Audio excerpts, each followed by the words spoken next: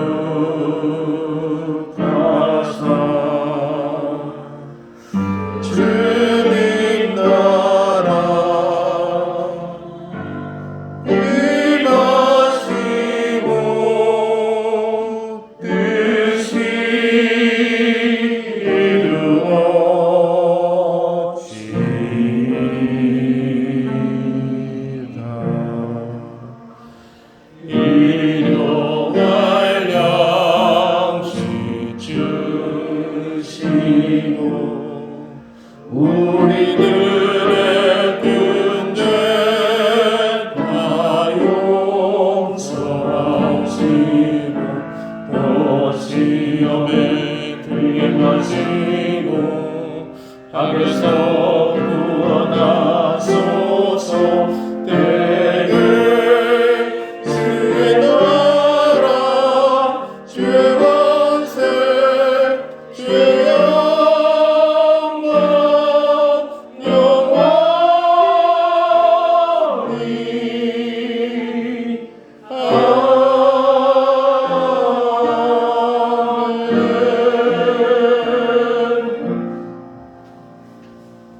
교독은 76번 요한복음 1장 말씀을 같이 교독을 하시겠습니다. 태초에 말씀이 계시니라. 이 말씀이 하나님과 함께 계셨으니 이 말씀은 곧 하나님이시라.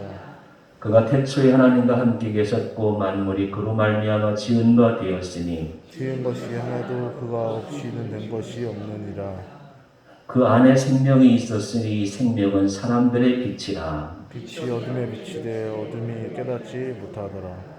참빛 곧 세상에 와서 각 사람에게 비추는 빛이 있었나니 그가 세상에 계셨으며 세상은 그로 말미암아 지은 바 되었으되 세상이 그를 알지 못하였고 자기 땅에 오매 자기 백성이 영접하지 아니하였으나 영접하는 자 곧 그 이름을 믿는 자들에게는 하나님의 자녀가 되는 권세를 주셨으니 이는 혈통으로나 육정으로나 사람의 뜻으로 나지 아니하고 오직 하나님께로부터 난 자들이니라.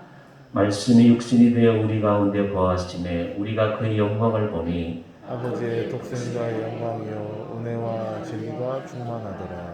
아멘.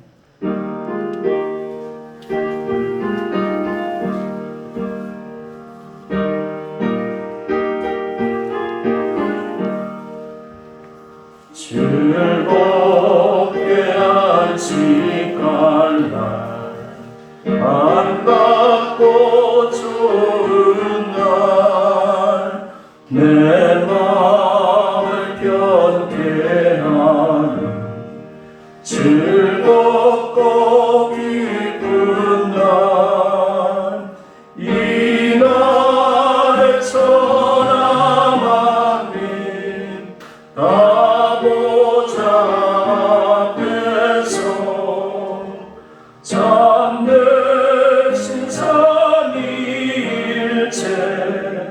다 찬송 부르네.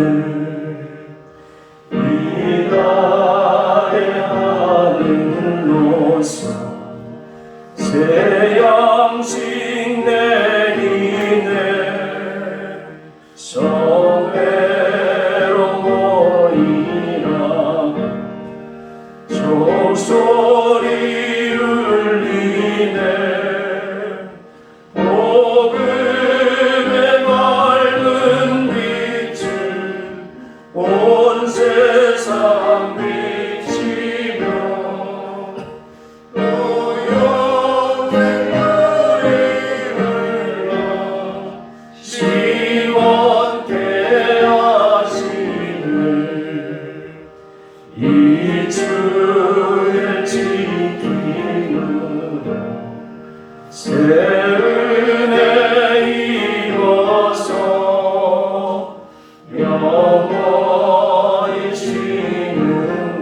곳에 다 올라갑시다. 성부께 찬미하고 성자와 또 성령 참되신 삼위일체 다 찬송 부르세. 아멘.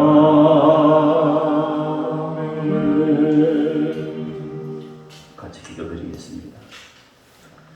전능하신 우리 아버지 하나님, 예수님의 보혈의 십자가 안에 그 십자가의 공로를 믿는 저희들을 아버지 하나님의 자녀로 삼아주셔서 주의 날에 주의 성소에서 하나님 아버지를 예배하게 하시오니 감사드리옵나이다. 하루하루 살아가는 것이 주의 은혜입니다. 믿음의 조상 아브라함이 바랄 수 없는 중에도 믿었던 것처럼 오직 믿음만을 가지고 살아왔고 살아갈 것임을 다시 한번 고백합니다. 믿음이 이기네 주 예수를 믿음이 온 세상을 이긴다고 믿음의 선조들은 찬양으로 고백드렸습니다. 코비드19가 우리를 넘어뜨리고 경제와 온갖 질병이 우리를 곤란케 할지라도 주 예수를 믿는 그 믿음으로 온 세상을 넉넉히 이겨나가는 주님의 자녀들이 되게 하여 주시옵소서. 긍휼이 풍성하신 아버지 하나님, 우리는 지금 급속도로 변해가는 코비드19 시대를 살아가고 있습니다. 코비드19의 세계적 대유행이 장기화되면서 많은 사람들이 어두운 교회의 미래를 걱정합니다. 성도수와 헌금이 줄어들고 미자리 임대 교회들이 문을 닫게 되고 목사 실업자들이 더 늘어날 것이라고 기독교를 개독교로 보며 간염병의 진원주로 보는 사회적 시선도 시간이 간다고 달라질 것 같지도 않습니다. 교회의 위기도 이런 위기가 없다 할 정도로 많은 도전을 받고 있습니다. 이제 생각합니다. 우리의 교회가 앞으로 어떤 교회가 되어야 할 것인지를. 분명한 것은 우리 자신과 교회는 변화를 준비해야 한다는 사실입니다. 미래의 교회는 분명히 특정한 공간 예배당과 구별된 시간 주일 아침에만 그리스도인인 것이 아니라 어디에서나 언제든지 그리스도인인, 다시 말해서 생활신앙을 실천하는 그리스도인의 공동체가 되어야 한다는 사실입니다. 예루살렘 교회의 초대교인들이 그러했던 것처럼 저들이 사도들의 가르침을 받아 서로 교제하고 떡을 떼며 오로지 기도하기를 힘쓰듯이 교회 생활이 위협을 받을 때 생활신앙으로 변해가는 오늘의 우리 교회들이 되게 하여 주시옵소서. 그래서 타율적이고 의존적인 신앙인이 아니라 자율적이고 책임적인 신앙인들로 변하게 하여 주옵소서. 코비드19 팬데믹 시대는 마치 유대전쟁 후 나라와 성전을 상실한 하나님의 백성이 길고 긴 디아스포라 시대로 들어가는 것과 같습니다. 예루살렘 성전은 없으나 한 사람 한 사람이 자기 몸이 곧 성전인 종교, 제사는 없으나 안식을 지키기와 율법 공부가 곧 예배이듯이 우리의 전 생활에서 너희 몸을 하나님의 성전처럼 우리 자신을 변화시키는 주의 사람들이 되게 하여 주옵소서. 이제 우리는 교회 생활하기가 이전보다 훨씬 어려워진 시대에 도전에 직면했습니다. 모이기가 어렵기 때문에 신도수와 헌금이 줄어들기 때문에 힘들고 어려워지는 것은 그러나 교회 생활이지 신앙 생활이 어려워지는 것은 아닙니다. 재정이 어려우면 어려운 대로 거기에 맞춰 살면 됩니다. 그러나 교회 생활이 어려워지면 오히려 우리의 신앙 생활은 더 진지해지고 더 자율적이고 더 능동적이고 더 책임적이고 더 본질적이고 더 실존적이 될 줄로 믿습니다. 교회 생활이 약해지면 우리의 신앙생활은 더 강해질 것이고 교회 생활이 어려워진 우리 신앙생활이 더 기뻐질 것입니다. 예배의 전환 시대에 우리로 하여금 모든 삶 속에서 예배 실천자로 살아가도록 성령님들 동행하여 주시옵소서. 한결만 집사님 4분, 김예수 집사님, 정점순 권사님, 백만문 권사님, 이집자 권사님, 우리 모든 성도들에게 오늘도 하늘의 풍성한 은혜를 내려 주옵소서. 말씀을 듣고자 찾아온 주의 성도들에게 성령의 두루마를 입혀주시고 평안과 기쁨이 넘치는 복된 예배가 되게 하여 주옵소서. 예수님의 이름으로 간절히 기도드리옵나이다.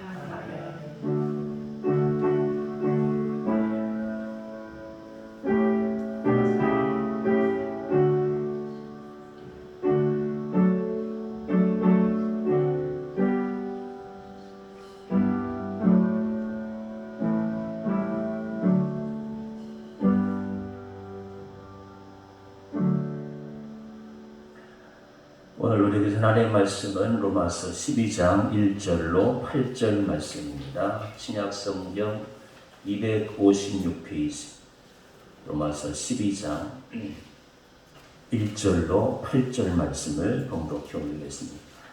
그러므로 형제들아 내가 하나님의 모든 자비하심으로 너희를 권하노니 너희 몸을 하나님이 기뻐하시는 거룩한 산제물로 드리라. 이는 너희가 드릴 영적 예배니라. 너희는 이 세대를 본받지 말고 오직 마음을 새롭게 함으로 변화를 받아 하나님의 선하시고 기뻐하시고 온전하신 뜻이 무엇인지 분별하도록 하라. 내게 주신 은혜로 말미암아 너희 각 사람에게 말하노니 마땅히 생각할 그 이상의 생각을 품지 말고 오직 하나님께서 각 사람에게 나누어 주신 믿음의 분량대로 지혜롭게 생각하라. 우리가 한 몸에 많은 지체를 가졌으나 모든 지체가 같은 기능을 가진 것이 아니니 이와 같이 우리 많은 사람이 그리스도 안에서 한 몸이 되어 서로 지체가 되었느니라. 우리에게 주신 은혜대로 받은 은사가 각각 다르니 혹 예언이면 믿음의 분수대로, 혹 섬기는 일이면 섬기는 일로, 혹 가르치는 자면 가르치는 일로, 혹 위로하는 자면 위로하는 일로, 구제하는 자는 성실함으로, 다스리는 자는 부지런함으로, 긍휼을 베푸는 자는 즐거움으로 할 것이니라. 아멘.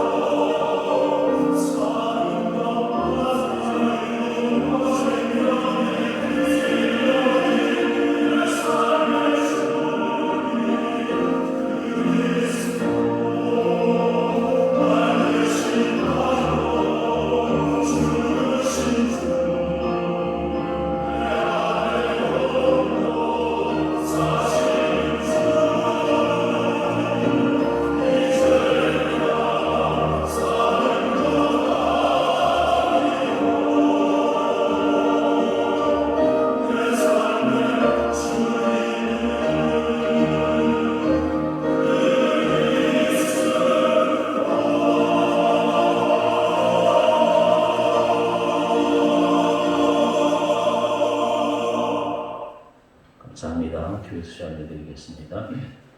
70일째입니다. 이제 한 달 정도 남았는데 열심히 기도하는 가운데 하나님의 은혜가 충만히 있을 줄을 믿습니다. 혹시 기도 제목이 있으신 분은 교회로 보내주시면 또 효과적인 기도가 되겠습니다. 순록장 신방 모임은 다음 기회로 연기가 되겠습니다. 이제 가정 예배도 인터넷 통해서 드리는 예배들이 분들이 많이 있을 텐데 성전에서 예배 드리든 또 가정에서 예배 드리든 구별된 예배를 통해서 예배가 할 수 있도록 마음과 정성을 다 드릴 수 있기를 간절히 바랍니다. 오늘은 여선교회에서 담임 목사 생일이라고 떡을 준비했습니다. 맛있게 드시고 저희 아버지가 환갑을 세시고 이제 몇 달 안 돼서 돌아가셨는데 제가 어느새 그 나이가 되었습니다. 여러분 여러분이 부족한 목사를 섬긴 것처럼 저도 여러분 말씀으로 잘 섬기고 남은 기간 동안 하나님의 은혜를 더 풍성히 나누는 영성교회가 되도록 최선의 노력을 다하겠습니다. 다시 한번 감사를 드립니다. 기도 제목 같이 나누고 말씀 듣도록 하겠습니다. 일부의 기도를 통해서 모든 교우들이 성령 충만케 해달라고, 그리고 기도드리는 소원들이 다 응답받게 해달라고, 또 교회에서 코로나가 확산되지 않도록 하나님께서 늘 지켜주시게 해달라고. 조금 기분 나쁜 것이 민도청 8,000명 모이는 것은 꼼짝도 못하고 말이에요. 내일부터 교회에서 정년 예배를 못 드리게 되어 있습니다. 그래서 새벽 예배도 당분간은 개인적으로 나와줘서 기도만 하시고 돌아가시기 바랍니다. 원 스트라이크 아웃이라고 해가지고 또 이런 시대에 교회가 괜히 비방들을 받을 일을 하지 않도록 우리가 주의를 해야 되겠습니다. 이제 다음 주에 제가 사진을 보여드릴 텐데 네팔 저희가 영샘 제1, 제2 교회가 이제 세워졌잖아요. 이제 영샘 제3 교회를 위해서 준비하고 있습니다. 한 사람의 힘으로는 못해요. 여러 사람이 모아서 이번에도 2천만 원 정도로 해가지고 교회를 또 하나 세워보도록 준비를 하고 있습니다. 마음으로 준비하시고 우리가 더 많은 세상 일은 뭐 어떻게든 돌아가잖아요. 그래서 교회도 보니까 우리나라도 지금 뭐 전국 방방곡곡에 교회가 없는 곳이 없잖아요. 교회가 이렇게 세워지니까 대한민국이 이렇게 복을 받은 것이라고 저는 생각합니다. 미얀마와 그 네팔도 마찬가지라고 생각해요. 우리가 지금은 작지만 교회들이 동네마다 세워지면 하나님께서 네팔과 미얀마 같은 나라들도 우리나라와 같이 큰 복을 주실 줄로 믿습니다. 그래서 우리는 때를 얻든지 못 얻든지 선교하는 일에 충성을 다하는 우리 교회가 되어야 하겠습니다. 그래서 지금 지난주에 우리 신기도 선교사님이 네팔 또 미얀마 선교사님들 어렵다고 톡을 보내주셨는데 잠깐 보여드리고, 그리고 그 핍박을 많이 받잖아요. 물질이 어려우면서 구해달라. 네 가지를 함께 기도하고 말씀 듣도록 하겠습니다.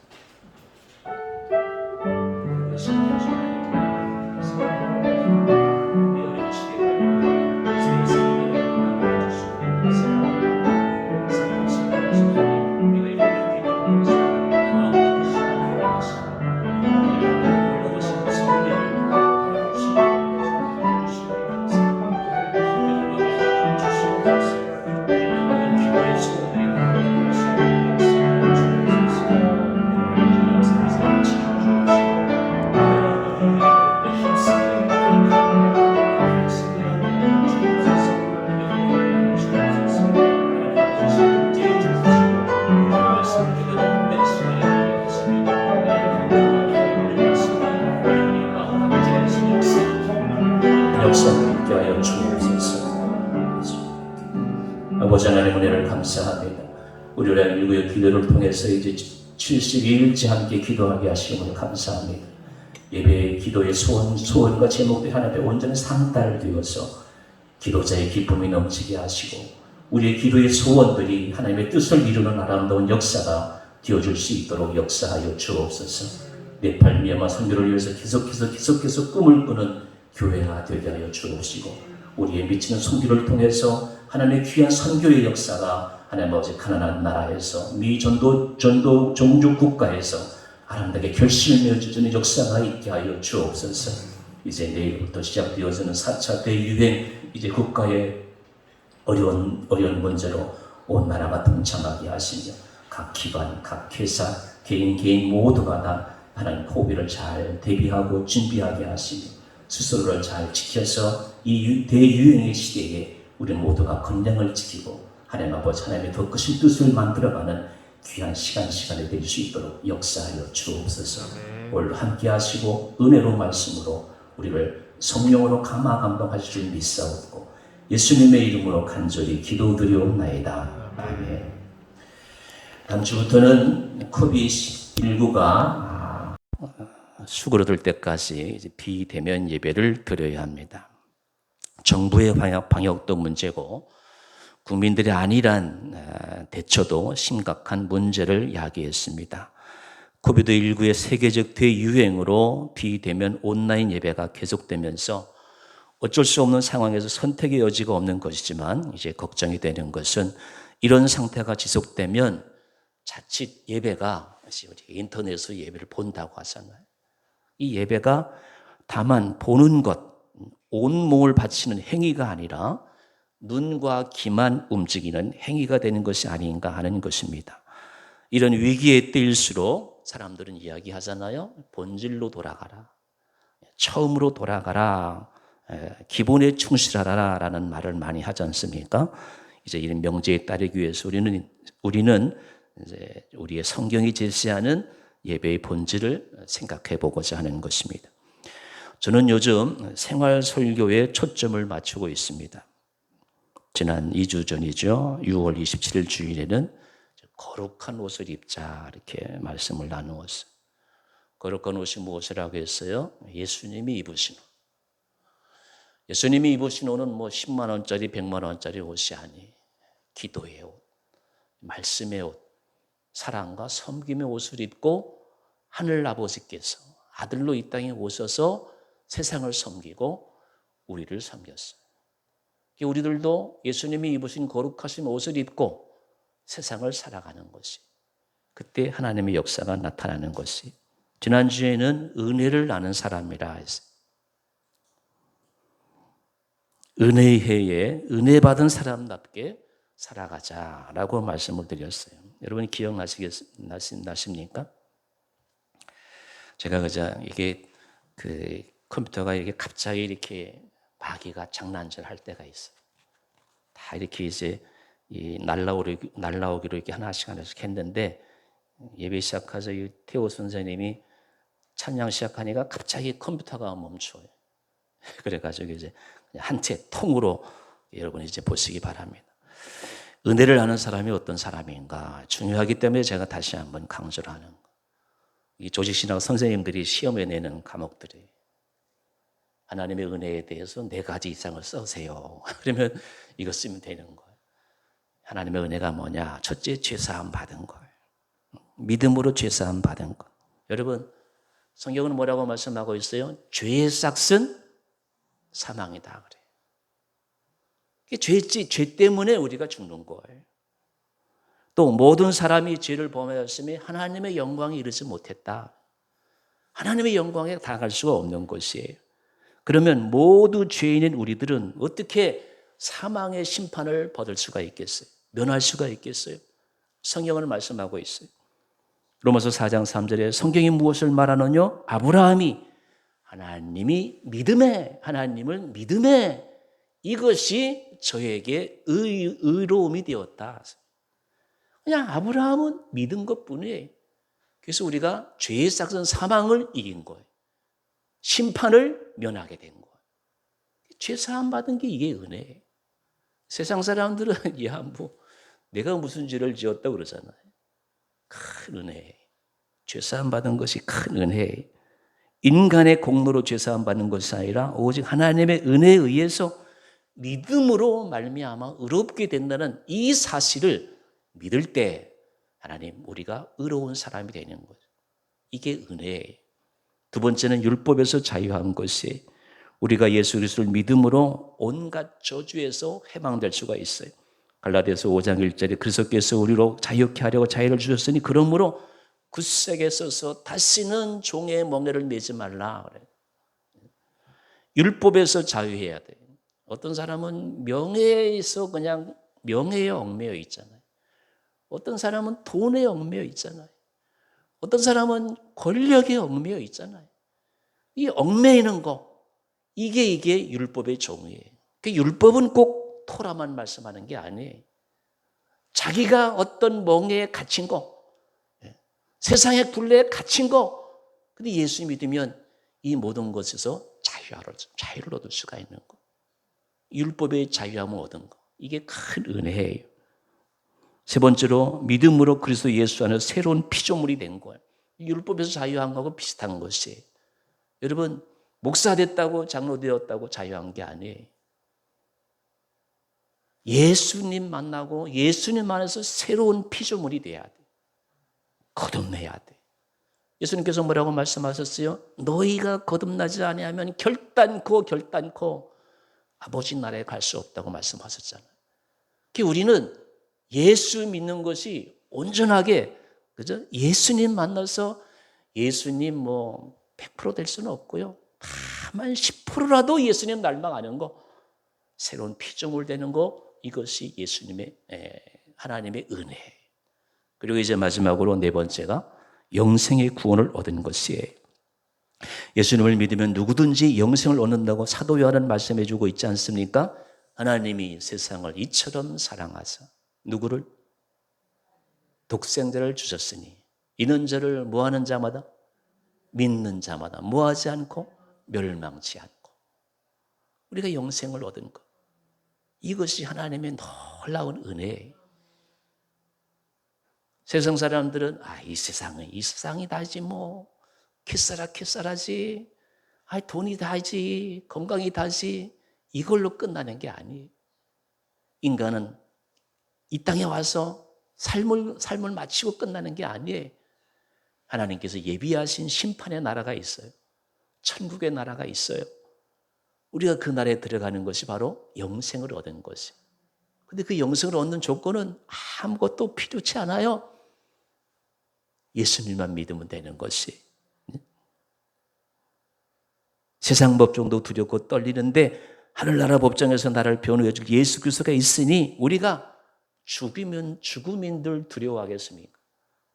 여러분 예배 말씀 후에 지부를 찬송인데 반주자 선생님 323장 1절 우리 한번 다 같이 반주에 맞춰서 불러보겠습니다. 부름받아 나서니 부름받아 나서니 어디든지 가오리다. 괴로우나 즐거우나 주만 따라가오리. 어느 누가 막으리까 죽음인들 막으리까 어느 누가 막으리까 죽음인들 막으리까. 그렇습니다. 죽음이 막지 못해. 영생을 얻은 사람, 하나님의 은혜 안에 있는 사람들은 죽음이 막지를 못해. 죽음인들 막으리까. 우리 주님께서 입혀준 거룩한 옷을 입고 은혜를 받아가지고 이 어려운 코로나 시대에 참 예배자들이 되어야 하겠습니다.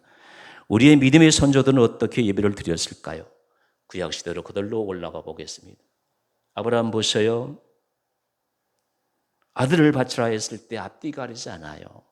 가만히 보면 신앙생활 할 때 저는 목회를 이제 해보니까 자꾸 사람들이 믿음이 없는 사람은 자꾸 제 신앙을 재더라고요. 교회를 나가야 될지 말아야 될지 11조를 드려야 될지 말아야 될지 재요. 사람이니까 당연히 앞뒤를 재야 되겠죠. 그런데 아브라함은 하나님께서 아들을 바치라 했을 때 물론 왜 망설임이 없겠어요? 아버지인데 앞뒤에 가르치지 않고 그저 순종합니다. 하나님 말씀에 온전히 순종했어요. 저는 그것이 예배라고 생각해요. 예배는 하나님의 부르심에 100% 순종하는 거. 내가 뭐 이렇게 앞으로 앞뒤로 재보고 그런 게 아니에요. 예배는 온전한 순종이에요. 지난주에 말씀드린 대로 레위인들은 어떻게 되겠습니까? 민수기 3장 41절. 저는 이 말씀을 설교 준비하면서 참 은혜로운 말씀이다 생각이 돼요. 민수기 3장 41절 우리 다시 한번 읽어보겠습니다. 시작. 이스라엘 자손 중 모든 처음 난 자의 대신에 레위인을 내게 돌리고. 하나님의 선택이에요. 하나님이 야곱의 첫 번째 아들이 루벤이 있잖아요. 저도 장자인데 대한민국의 장자가 그동안 어떠했어요? 법이 개정되기 전에는 아버지 거 다 그냥 물려받았어요. 루벤이 야곱의 재산을 다 물려받아야 되는데 재산은 둘째치고 그 지위를 장자의 지위를 다 물려받아야 되는데 하나님이 뭐라고 했어요? 레위를 내게 돌려라. 애굽에서 첫 장자들을 다 죽였잖아요. 애굽애들. 이스라엘의 장자들은 살리셨잖아요. 이 말씀이 얼마나 귀한지 몰라요. 레위인을 내게 돌리고 하나님께 충성하면 이런 은혜가 있어요. 여러분 한 사람 한 사람이 하나님께 충성해서 장자의 레위인을 내게 돌리고 이름을 눌러서 미안합니다만 태우고 샘을 내게 돌려라. 하나님이 그렇게 말씀하는 내게 돌리고 이게 예배예요. 하나님의 말씀에 온전히 순종하는 것. 출애굽 2장에 모세의 부모인 암므람과 요게벳은 죽음을 무릅쓰고 아들을 살려요. 바로 왕은 이스라엘 사람들의 수가 불어나자 산모들을 시켜가지고 아기들을 다 죽이라고 하였지 않습니까? 그러나 모세의 부모는 바로 왕의 명령과 하나님의 감동 사이에서 하나님의 명령에 순종해요. 모세의 부모는 레위 자손이었어요. 출애굽기 32장에도 모세형 아론을 중심으로 해가지고 광야에서 모세가 안 보니까 소우상을 딴지를 만들잖아요. 그때 레위인들은 우상 만드는 데 헌금하지 않았어요. 참여하지 않았어요. 출애굽 시대의 레위인들은 목숨과 예배를 바꿀 정도로 하나님 말씀에 온전히 순종했어요. 하나님 명령을 지키는 사람들이었어요. 이게 구약시대 때 예배예요. 다윗도 하나님의 성전이 너무 그리워서 나는 이렇게 백합화궁에 거하는데 내 아버지의 집은 그래서 하나님 집을 짓고 싶었던 것이에요. 하나님은 다윗이 피를 많이 흘렸기 때문에 너는 안 된다. 내 아들에게 기회가 하는 거예요. 어쨌든 구약의 모든 위대한 믿음의 선조들은 하나님 명령에 하나님 말씀에 예배에 온전히 전심전력을 다한 것을 우리가 성경을 통해서 알 수 있습니다. 자, 예수님 시대는 어땠습니까? 예수님 시대에는 로마 제국의 통치 시대에 성전이 무너졌어요. AD 70년에 티토 장군에 의해 가지고 그 티토 장군이 나중에 티토스 황제가 돼요. 디도 황제가 돼요. 어쨌든 예루살렘 성전이 완전히 파괴가 되었어요. 지금도 2000년이 지난 지금도 예루살렘에는 서쪽 벽만 남아 있잖아요. 그때 완전히 무너진 거예요. 그때 성전이 어떻게 됐어요? 여기 지금 기록한 대로 내 아버지 집은 만민이 기도하는 집인데 강도의 수골로 만들었어요. 성전 지도자들과 제사장 레위 서기관들이 이제 서로서 스바스바 해가지고 그때 화폐가 로마 화폐가 데나리온인데 데나리온 필요 없어. 세켈. 지금도 이스라엘은 화폐는 우리는 원이잖아요. 미국은 달러고. 이스라엘은 세켈이에요. 1세켈이 한 300원 정도 돼요. 세켈로 가져와. 그리고 양과 소도 제물도 그 제사장들이 정한 것만 드려야 돼. 그 고향에서 끌고 온 소 가지면 안 돼요. 그걸 또 바꿔야 돼. 자, 환치기가 있죠. 물건을 또 제물을 드려야 되니까 또 여기에 또 마진이 붙어야죠. 브로커가 생기죠. 이렇게 타락을 했어. 예수님 성전에 들어가실 때 이런 장사가 이루어지고 있는 거예요. 이런 혼탁한 성전에서 내 집이 만민이 기도하는 집인데 어떻게 됐어요? 강도의 소굴이 됐어요. 내 집이 아버지께 예배하는 집인데 어떻게 됐어요? 장사하는 집이 됐어요. 예수님 시대의 교회의 모습이에요. 고위층 사회주의 집단의 허가를 받아야만 성전에서 장사를 할 수 있었던 상인들과 고위층 사제들의 유착 때문에 예수님 시대의 성전 예배는 타락한 동굴이 됐어요. 장사하는 집이 되었다, 그 말씀이에요. 그래서 예수님의 분노는 성전이나 희생제사 그 자체에 초점이 있었던 것은 아니에요. 예수님도 유대인으로서 절기에 맞춰가지고 예루살렘 성전을 방문하고 제사를 드렸을 것입니다. 그러나 예수님의 성전 정화 사건은 성전이 성전 본래의 역할을 하지 못하는 것, 제사가 형식화된 것, 성직의 권력화, 고위 사제 집단의 부정부패와 관계된 것이었어요. 예루살렘의 성전의 제사가 더 이상 하나님께 드리는 합당한 예배가 아니었기 때문에 예수님은 채찍을 드시고 성전에서 장사하는 무리들을 다 쫓아내었던 것이에요. 그래서 그랬을까요? 사도 바울은 로마에 있는 그리스도인 공동체에게 하나님께 드릴 합당한 예배는 그리스도인이 자신의 몸을 하나님께서 기뻐하실 거룩한 산 제물로 드리는 것이라고 말해요. 자, 이 배경을 여러분 이제 아시겠죠? 예수님 때까지는, 사도 바울 때까지는 제사장들이 따로 마련한 제물을 드려야 돼. 고향에서 가져온 거 필요 없어요. 자기들이 정한 것만 드려야 돼요. 제물을 드려야 돼. 그때 예수님과 사도 바울은 생각이 같은 거지. 죽은 동물이 아니라 너희들의 몸을 아버지께 드려라. 이게 예배라는 거예요. 그래서 그 이후에 성전에서 제사를 드리는, 제물을 드리는, 죽은 동물을 드리는 예배는 없어지고 사도 바울의 명령대로, 말씀대로 우리 몸을 여러분, 우리 몸이 그렇잖아요. 육체가 있고 영이 있잖아요. 몸과 영을 드려라. 우리 예배 때마다 제가 예배를 어떻게 시작해요? 하나님은 영이시니 예배하는 자는 신령과 진정으로. 그게 예배가 된 거. 이제 제물, 죽은 동물이 아니라 너희 몸을 신령과 진정으로 드려라 말씀한 것이. 여러분, 중요한 것은 몸이에요. 감각적이고 가시적이고 역사적인 존재인 우리 몸을 제물로 드리라는 권면이지요. 남성이건 여성이건 건강한 몸이건 아픈 몸이건 장애가 있건 없건 가장 물질적이고 가장 구체적이고 가장 현실적인 몸을 드리는 것을 하나님이 기뻐하신다는 것이, 거룩한 어떤 것이란 하나님을 위해서 따로 구별한 것, 준비한 것, 그에게 바친 것, 제공된 것을 의미하고 그게 거룩한 것, 구별된 것. 그래서 여러분, 헌금 드릴 때 어떻게 드려요?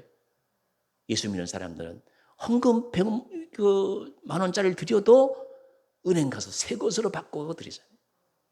그게 준비된 것, 거룩한 것이. 또 제물이란 내주는 거잖아요. 내 대신 구약시대 때에는 소를 바치는 것, 비둘기를 바치는 것, 그게 제물이에요. 제물이란 내주는 것을 의미해요. 예배는 주님의 은혜로 구별된 우리 몸을 내드리는 것이지, 다만 마음만 드리거나 다만 영적으로 다만 생각으로 하는 순종이 아니다. 몸과 마음은 구분될 수 있는 것이 아니다. 그래서 몸과 마음, 영과 신령과 진정으로 하나가 돼서 드리라. 그렇게 말씀하고 있는 것이에요. 그러니 예배는 다만 보는 것이 아니에요.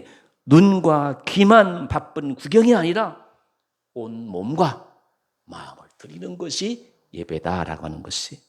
그래서 구약성경 신명기 법전은 예배를 하나님을 경외하며 그의 모든 길을 따르며 그를 사랑하며, 신명기 6장, 마음과 뜻을 다해서 정성을 다해서 목숨을 다해서 하나님을 사랑하라, 그렇게 명령하고 있는 것이에요. 그러므로 예배를 본다는 말은 틀린 말이에요. 여러분, 이 시대가 어떤 시대예요? 소파에 앉아가지고 인터넷 통해가지고 예배를 들어요, 예배를 봐요. 그게 이제 예배를 드리는 사람의 마음에 작용된 거예요. 예배를 보는 사람은 소파에 앉아가 예배를 보는 사람은 이것도 생각하고 또 뭐 애들이 뭐 하면 또 가서 그건 예배 보는 거예요. 인터넷 예배이지만 예배를 드리는 사람은 성전에 와서 예배 드릴 때처럼 온 마음을 집중해서 예배를 보는 것이 아니라 예배를 드리는 것이에요. 그러므로 예배는 구경하는 것이 아니라 온몸으로 섬기는 것이에요. 자, 이제 지금 코비드 시대에 우리는 어떻게 예배를 드려야겠습니까? 저는 생각해요. 이 코비드19 시대가 꼭 부정적 의미로만 다가오는 것은 아니라고 생각합니다. 뭐 이렇게 예배당에 나와가지고 특정한 공간이나 특정한 성전에서만 드려지는 것이 합당한 예배는 아니기 때문입니다. 여러분, 우물가에서 만난 사마리아 여인에게 예수님께서는 뭐라고 말씀하셨어요? 하나님은 영이시다. 그러므로 하나님께 예배를 드리는 사람은 영과 진리로 예배를 드려야 한다. 말씀했지 않습니까? 그런 것이에요. 우리 몸 자체가 성전이에요. 성전. 사도 바울은 이 말씀을 고린도서 3장 16절, 고린도 6장 19절 이 말씀을 자 이제 보시기 바랍니다. 고린도서 3장 16절, 17절 같이 읽겠습니다. 시작. 너희가 하나님의 성전인 것과 하나님의 성령이 너희 안에 계시는 것을 알지 못하느냐. 누구든지 하나님의 성전을 더럽히면 그 사람을 무서워요. 그래서 이게 영생을 받는 것과 마찬가지. 예수께 받은 하나님의 성전, 이런 우리가 하나님이 예수님의 피로 우리 몸이 거룩한 몸이 됐잖아요. 하나님의 성전이 되었잖아요. 세상 사람들이 이 말씀을 보면 그래서 내가 교회 안 나간다 그렇게 얘기할 거예요. 예? 하나님의 성전을 더럽히면 그 사람을 멸하시리라. 말씀이 무서워요. 이렇게 세우면 심판은 무서운 거예요. 우리는 예수를 믿었기 때문에 심판에서 면제받죠. 하늘나라 영생의 사람이 되죠. 얼마나 놀라운 것입니까? 신학교 때 이 말씀은 반드시 꼭 시험에 나오는 본문이에요. 또 고린도서 6장 19절 밑에 시작. 너희 몸은 너희가 하나님께로부터 받은 바 너희 가운데 계신 성령의 전을 알지 못하느냐? 너희는 너희 자신의 것이 아니리라. 그래서 예수를 믿으면 믿을수록 맞아, 내 몸이 아니지. 내 몸은 주의 것이지. 주님이 기쁘시게 받으시게 내 몸을 하나님의 성령의 전으로 만들어야지. 자꾸 그런 생각이 드는 거. 그렇게 주의 성전으로 만들어갈 때 하나님께서 우리 육체에 은혜를 부어주시는 거예요. 이 놀라운 역사가 우리 모두 가운데 임할 수 있기를 주님의 이름으로 기원합니다. 여러분, 그렇다면 우리 몸을 하나님께서 기뻐하시는 산 제물로 바치는 것은 무엇을 의미하는 것일까요? 그래서 오늘 사도 바울은 너희는 이 세대의 풍조를 본받지 말고 그러잖아요. 너희는 시대의 풍조를 본받지 말고 마음을 새롭게 함으로 변화를 받아 하나님의 선하시고 기뻐하시고 온전하신 뜻이 무엇인지 분별하라. 오늘 성경은 말씀하고 있지 않습니까? 그리스도 안에서 한 몸을 이룬 지체로서 하나님께서 우리에게 주신 은혜를 따라 저마다 받은 신령한 선물이 있어요. 그게 5절에서 쭉 나오잖아요. 어떤 사람은 지혜의 은사를 받아요. 어떤 사람은 믿음의 은사를 받아요. 어떤 사람은 가르치는 은사를 받아요. 여러분 5절, 6절 보십시오. 6절 우리에게 준 은혜대로 받은 은사가 각각 다르니 예언이면 믿음의 분쇄대로 예언을 하라 그러잖아요. 섬기는 사람이면 섬기는 일로, 가르치는 자면 가르치는 일로, 위로하는 자면 위로하는 일로, 구제하는 자는 성실함으로, 다스리는 자는 부지런함으로, 긍휼을 베푸는 자는 어떻게? 즐거움으로 할 것이니라. 우리가 다 받은 은사가 다 달라요. 이렇게 각각 분량대로 섬기는 것이 바로 하나님께서 기뻐하시는 산제물이 되는 것이, 영과 몸만 드리는 것이 아니라 내게 주신 은사대로 섬기는 것이에요. 그래서 예배는 특정한 공간에 격리된 특정한 시간에만 드려지는 것이 아니라 매일의 일상생활 속에서, 이 용어를 잘 아시기 바랍니다. 매일의 일상생활 속에서 우리의 온 몸을 통해서 우리의 온 몸과 함께 드려지는 것이라는 말씀입니다. 주일이라는 구별된 날만이 아니라 매일이 예배 드리는 날이고, 예배 시간만 예배가 아니라 우리의 삶 전체가 예배가 되어야 된다. 저런 시대에 드려지는 예배다라고 하는 것이 오늘 말씀의 골자입니다. 오늘부터 우리는 코비드19 시대에 4차 유행으로 당분간 비대면 예배를 드리게 됩니다. 오늘 제가 생각해 보니까 정부에서 12일부터 3인 이상 모이지 말라 그랬더니 아마 이제 오늘부터 아마 예배 드리면 안 되겠다 해서 안 나온 분도 있을 것 같아요. 이제 내일부터 이제 적용이 되니까. 자, 여러분, 자신이 감염되는 것을 막고 자기도 모르게 다른 사람에게 바이러스를 전파하는 것을 막기 위한 배려로서 온라인 예배를 드리는 것은 힘들기는 하지만 여러분, 불행한 일은 아닙니다.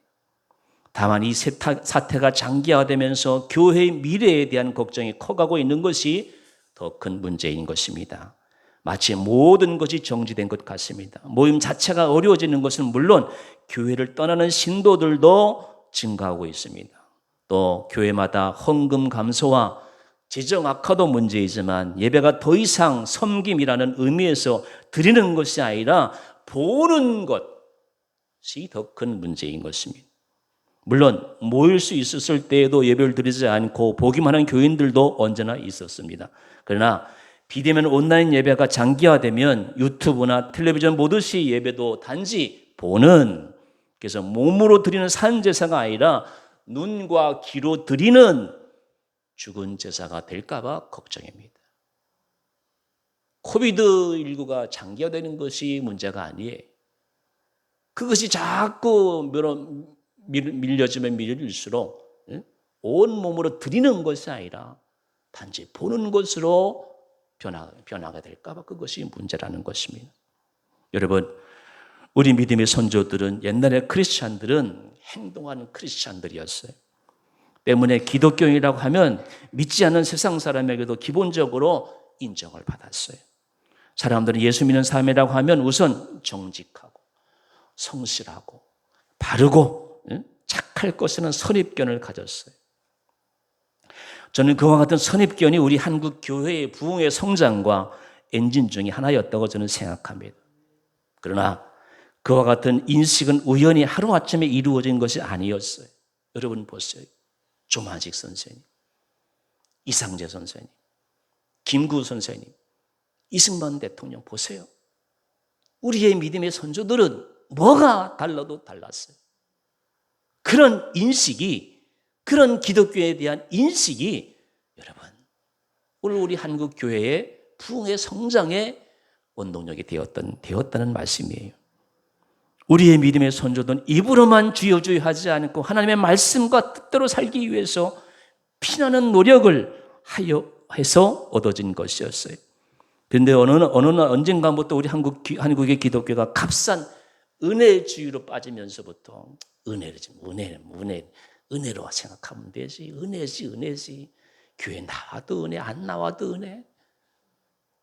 은혜주의에 빠져가지고 값싼 은혜주의에 빠지면서부터 더 이상 기독교인들은 행함에 관심을 갖지 않게 되었어요. 더 이상 믿지 않는 사람들보다 더 정직하지도 않고 착하지도 않고 성실하지도 않고 바르지도 않게 되었던 것이, 믿는다고 교회는 열심히 다니지만 하나님의 법과 하나님의 방식과 하나님의 길에 관심이 없음으로 사는 식은 기독교식이 되지 아니하고 세상화, 세상식으로 변하고 말았습니다. 크리스찬이란 본래 예수님을 본받는 삶을 사는 사람들인데 크리스찬으로 가는 이름은 있으나 실제는 예수님을 본받는 삶을 사는 것이 아니라 세상을 본받는 삶을 사는 사람들로 변질되고 말았습니다. 주일날 교회 다니는 것 외에는 세상 사람과 별로 다를 것이 없는 삶을 사는 사람이 많아지게 된 결과로 한국 교회는 급격하게 쇠락의 길로 접어들었다고 해도 과언이 아닌 오늘의 시대가 되었습니다. 여러분, 크리스찬과 아닌 크리스찬, 난 크리스찬이라고 그러죠. 그 차이는 주일날 교회를 다니느냐 안 다니느냐에서 나는 것이 아니라 누가 더 정직하냐, 누가 더 깨끗하냐, 누가 더 착하고 성실하냐에서 구별되어야 되지 않겠습니까? 물론 크리스찬하고 다 정직하고 넌 크리스찬하고 다 부정직한 것은 아니지만 그래도 평균적으로 볼 때, 보편적으로 볼 때 교회 다니는 사람은 더 착하고 정직하고 진실해야지. 거기서 차이 나야 되지 않겠습니까? 말씀을 정리하겠습니다. 산부인과 의사를 하고 계시는 집사님으로부터 아주 재미있는 이야기를 하나 들었습니다. 유준이도 이번에 아기를 낳을 때 엄청 고생을 했거든요.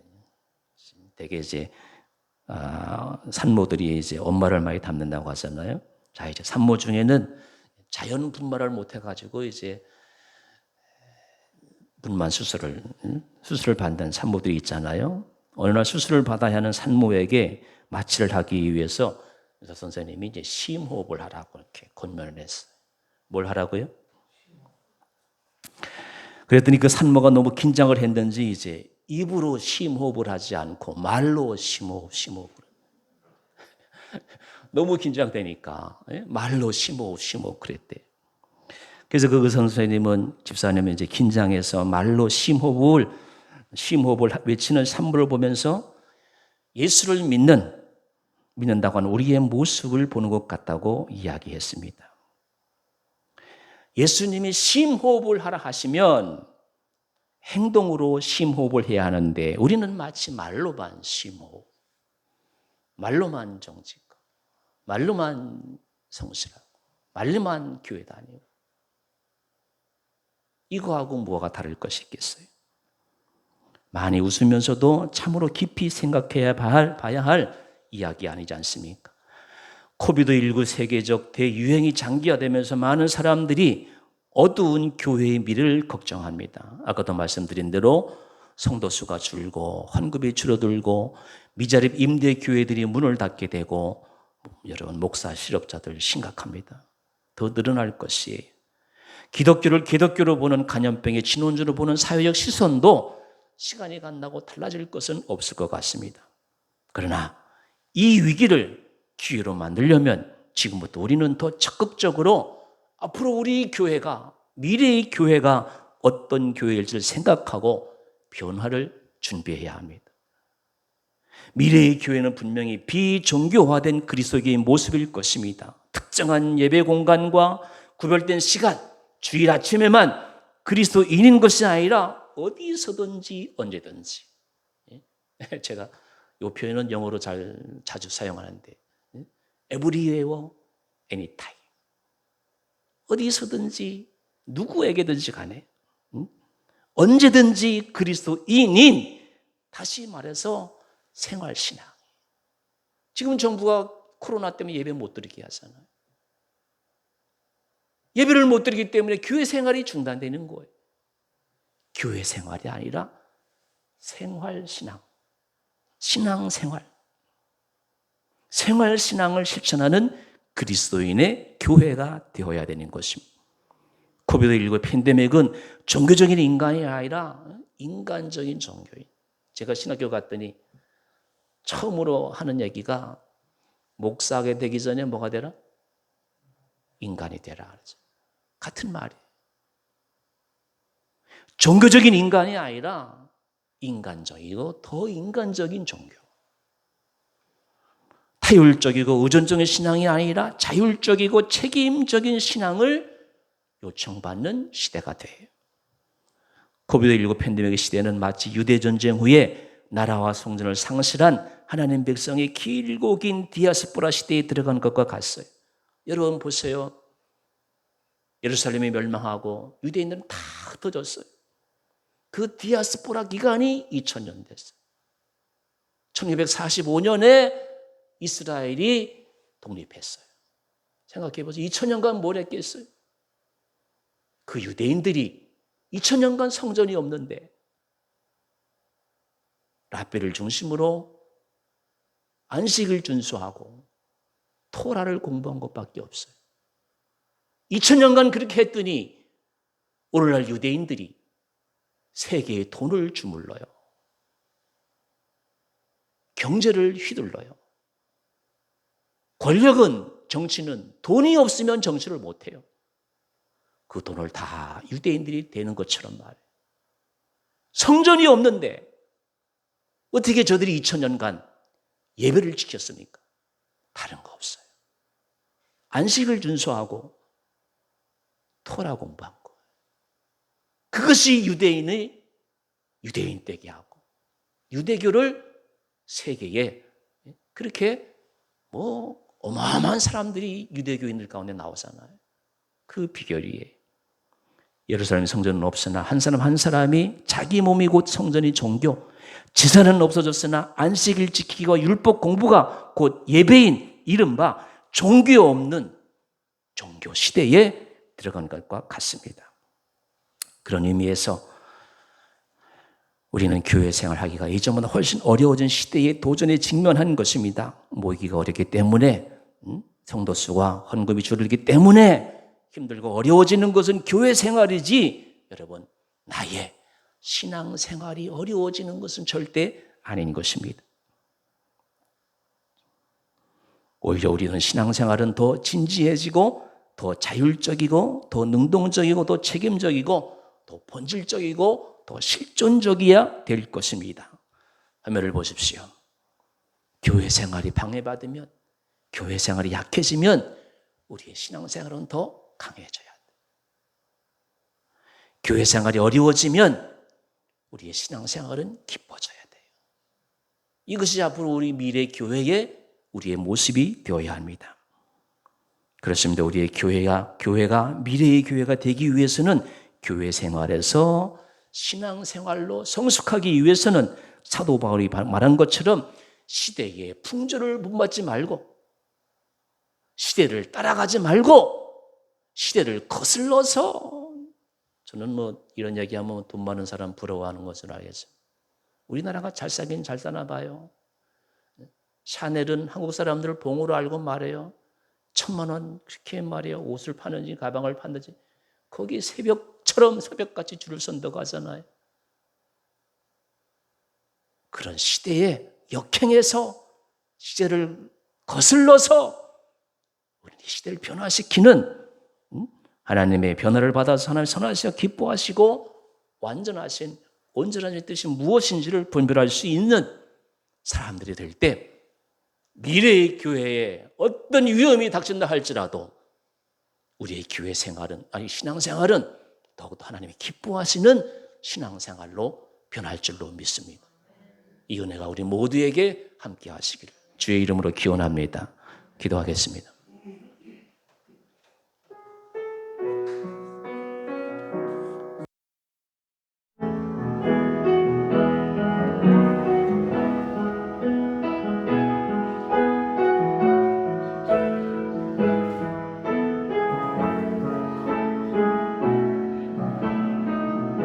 전능하신 아버지 하나님, 예배의 전환 시대에 살고 있습니다.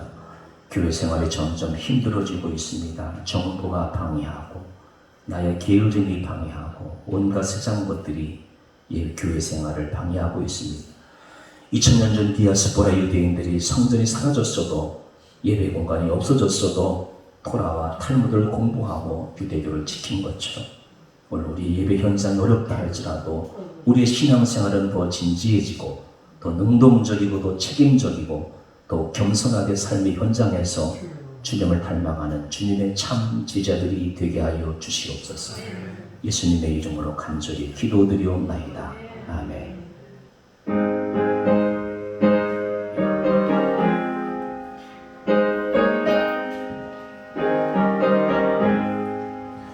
푸른 바다 갈서리고 어디든지 가오리가 괴로우나 즐거우나 주만 따라가오리니 어느 누가 막으리까 주민들 막으리까 어느 누가 막으리까 주민들 막으리까 악을 골짝 힘들어도 복음 들고 가오리나 소돔 같은 거리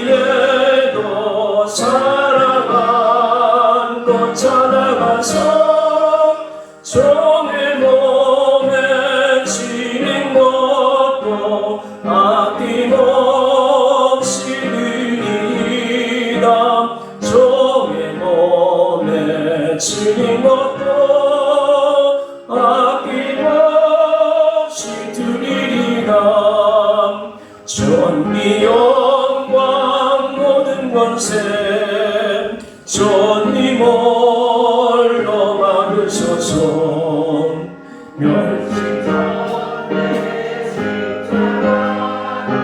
제가 지어가오니까 이름 없이 빛도 없이 감사하며 섬기리라. 이름 없이 빛도 없이 감사하며 섬기리라.